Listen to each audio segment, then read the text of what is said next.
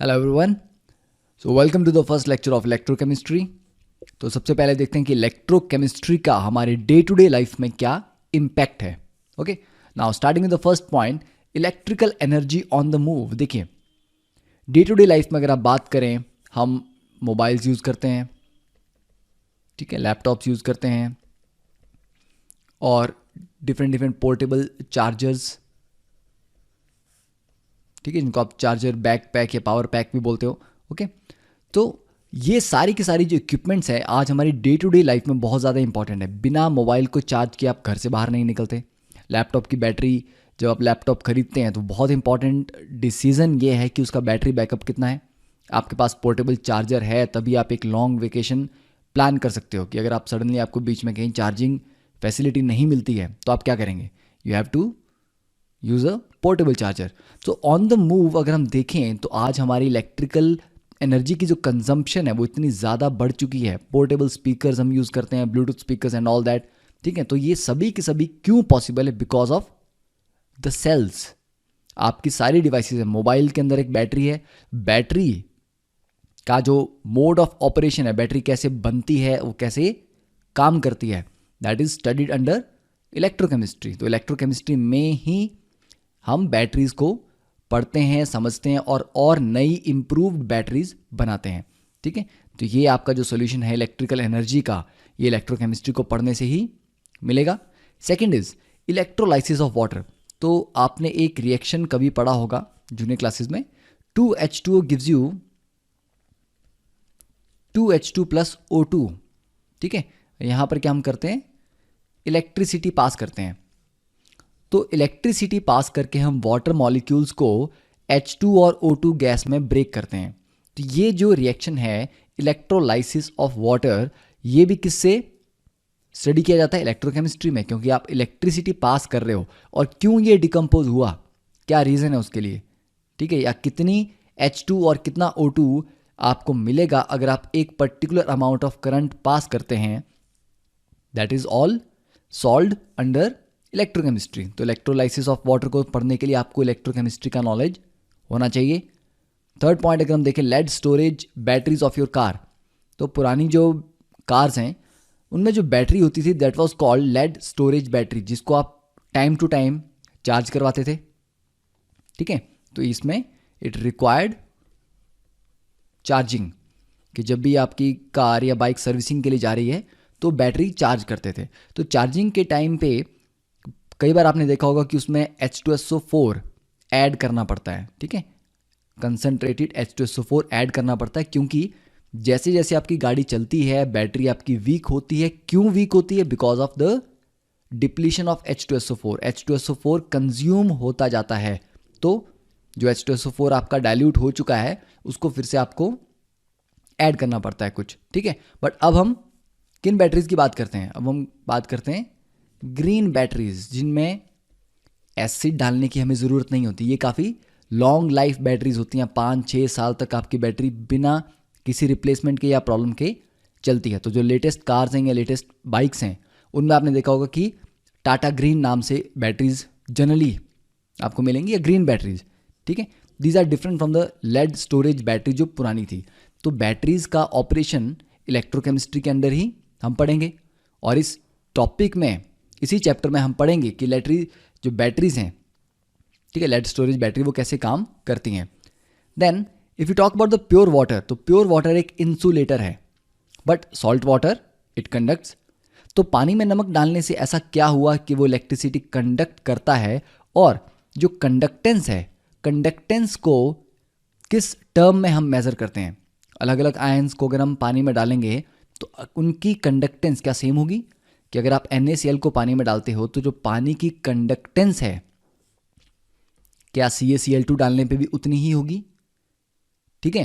तो different different ions कितना conduct करते हैं, कौन ज़्यादा कंडक्ट करेगा, कौन कम कंडक्ट करेगा, तो ये जो प्रॉपर्टी है कंडक्टेंस की, ये क्या होती है और ये किन फैक्टर्स से बढ़ती है, किन फैक्टर्स की वजह से कम होती है, ये सारी की सारी डिटेल भी हम इसी टॉपिक में पढ़ेंगे। फिर कोरोजन ऑफ मेटल्स की बात करें कि लोहे के पीस को अगर आप पानी में रखते हैं तो क्या होता है? इट स्टार्ट्स रस्टिंग, ठीक है। तो रस्टिंग स्टार्ट होती है। तो सिर्फ आयरन की ही बात हम नहीं कर रहे, किसी भी मेटल के कोरोजन की हम बात यहाँ पर कर रहे हैं, ठीक है, किसी भी मेटल के। तो कोरोजन को स्टडी करने के लिए आपको देखना पड़ेगा कि वहाँ पर कौन से रिएक्शंस हो रहे हैं, ठीक है, कौन सी ऑक्सीडेशन रिएक्शन हो रहे हैं, कौन से रिडक्शन रिएक्शन हो रहे हैं। तो ये जो सारे का सारा ऑक्सीडेशन और रिडक्शन यहाँ पे हो रही हैं, ये भी हम इलेक्ट्रोकेमिस्ट्री के अंदर ही पढ़ते हैं। फिर इलेक्ट्रोप्लेटिंग की जाती है, कुछ मेटल्स को कोरोजन से बचाने के लिए उनके ऊपर हम एक और मेटल की कोटिंग करते हैं, दैट इज कॉल्ड इलेक्ट्रोप्लेटिंग। तो इलेक्ट्रोप्लेटिंग क्यों की जाती है, कैसे की जाती है, और किस मेटल पे किस मेटल की कोटिंग करनी है। ऐसा नहीं है कि आप किसी भी मेटल पे किसी भी दूसरे मेटल की कोटिंग कर दें, ठीक है। तो किस मेटल पे किसकी कोटिंग की जा सकती है जिससे कोरोजन प्रिवेंट किया जा सके। तो इलेक्ट्रोप्लेटिंग, इसका कॉन्सेप्ट भी इलेक्ट्रोकेमिस्ट्री में ही आएगा। देन अगर हम बात करें बहुत पुरानी बात, बहुत ज़्यादा पुरानी भी नहीं, आप नेपोलियन हिटलर के टाइम की बात कर सकते हैं। तो एक टाइम था when aluminium was costlier than gold, gold से भी ज़्यादा महंगा था एल्यूमिनियम। और आज की डेट में आपका डेली ब्रेकफास्ट लंच किस में पैक होके आता है, एल्यूमिनियम फॉइल्स में, गोल्ड फॉइल्स में पैक होके नहीं आता। इट मीन्स कि aluminium is very very cheap, पर आज चीप है। एक टाइम था when aluminium was costlier than gold. तो एल्यूमिनियम इतना चीप कैसे हो गया। आज अगर आप देखेंगे कि आपके किचन में बहुत सारे यूटेंसिल्स होंगे जो एल्यूमिनियम के बने होंगे, ठीक है। तो एल्यूमिनियम बहुत ही सस्ता मेटल आज की डेट में मिल रहा है।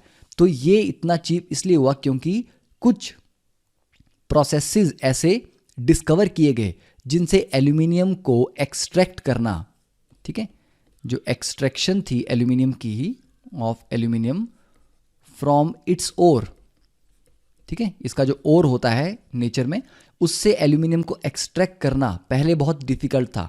पर कुछ नए इलेक्ट्रोकेमिकल प्रोसेस ऐसे डिस्कवर किए गए जिनसे एल्यूमिनियम को एक्सट्रैक्ट करना क्या हो गया, बहुत ईजी हो गया और इकोनॉमिकल हो गया। और इकोनॉमिकल होने की वजह से इसके जो प्राइसेस हैं वो डाउन चले गए, बहुत सस्ता हो गया। तो ये भी सारा का सारा किस पे डिपेंड कर रहा है, इलेक्ट्रोकेमिस्ट्री पे। कि इलेक्ट्रोकेमिस्ट्री में अलग अलग रिसर्च हुई, डेवलपमेंट्स हुई, उनकी वजह से आज आप एल्यूमिनियम को इतने चीप रेट पे खरीद पा रहे हैं, ठीक है। फिर हम बात करते हैं hand held equipments and pace makers. तो पेस मेकर आपने पढ़ा होगा, ठीक है, जो हार्ट पेशेंट्स हैं उनके लिए पेस मेकर एक डिवाइस लगाई जाती है बॉडी में, ठीक है। फिर हैंड हेल्ड सेंसर होते हैं जैसे कि ग्लूकोज मॉनिटरिंग डिवाइसेस, ठीक है, जिनको डायबिटीज़ होती है उनके पास एक ग्लूकोज मॉनिटरिंग डिवाइस होता है। तो वो डिवाइस कैसे काम करती है, ये भी इलेक्ट्रोकेमिस्ट्री के प्रिंसिपल्स पे काम करती है। पेस मेकर्स हैं वो भी इलेक्ट्रोकेमिस्ट्री के प्रिंसिपल्स पे काम करते हैं। फिर बायोनिक ईयर्स की अगर हम बात करें, ये भी इलेक्ट्रोकेमिस्ट्री के प्रिंसिपल्स पे काम करते हैं। फिर आपके घर में अगर आपने सोलर पैनल्स लगाए हुए हैं, ठीक है, या हम फोटोवोल्टाइक सेल्स की बात करते हैं, तो ये सारे के सारे सेल्स, बैटरीज, ये सभी किसके अंडर आते हैं, इलेक्ट्रोकेमिस्ट्री की ही अलग अलग ब्रांचेज में ये स्टडी किए जाते हैं, ठीक है। तो डे टू डे लाइफ में हम देखते हैं कि इलेक्ट्रोकेमिस्ट्री की जो यूजेज है वो बहुत ही ज़्यादा है।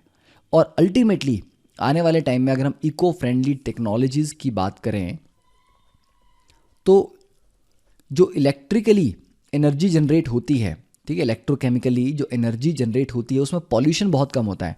तो ये जो इलेक्ट्रोकेमिकल मेथड्स हैं, these are also eco friendly. तो अगर हम इन्हीं मेथड्स को और रिफाइन करें और इस पर रिसर्च करें तो we can have energy which will not create pollution, ठीक है। अदरवाइज आपने देखा है कि एनर्जी क्रिएट करने के लिए हमारे थर्मल पावर प्लांट्स होते हैं, ठीक है, जहाँ पर कोयला जलाया जाता है, उससे बहुत पॉल्यूशन भी होता है, ठीक है। तो हमें आने वाले टाइम में ऐसी टेक्नोलॉजीज़ को डिस्कवर करना है, इन्वेंट करना है कि जिससे पॉल्यूशन कम हो बट हमारी एनर्जी की रिक्वायरमेंट्स फुलफिल होती रहें। तो उसके लिए इलेक्ट्रोकेमिस्ट्री में आपको एडवांस स्टडीज़ करनी पड़ेंगी, ओके। तो लास्ट में there is a beautiful quote by professor P.W. Atkins. He's a very renowned chemist, okay. He said that I think we ought to expand our view of what electrochemistry is about. It's not just electrode potentials and electrolysis, it's half of the modern inorganic chemistry. कि most of the students क्या समझते हैं कि electrochemistry का मतलब है कि हम potentials की बात करेंगे, रिडक्शन पोटेंशियल, ऑक्सीडेशन पोटेंशियल या इलेक्ट्रोलाइसिस की बात करेंगे, तो it's not just that, electrochemistry इतनी ज़्यादा वास्ट इसका सिलेबस है कि most of the modern inorganic chemistry समझने के लिए आपको सिर्फ इलेक्ट्रोकेमिस्ट्री ही अच्छे से आनी चाहिए। ठीक है, इसका मतलब इसका जो यूज़ है वो हमारी इमेजिनेशन या हमारी अंडरस्टैंडिंग से बहुत ही ज़्यादा है। Okay, so that was a basic of this chapter के, इस चैप्टर की हमें कहाँ कहाँ ज़रूरत होगी।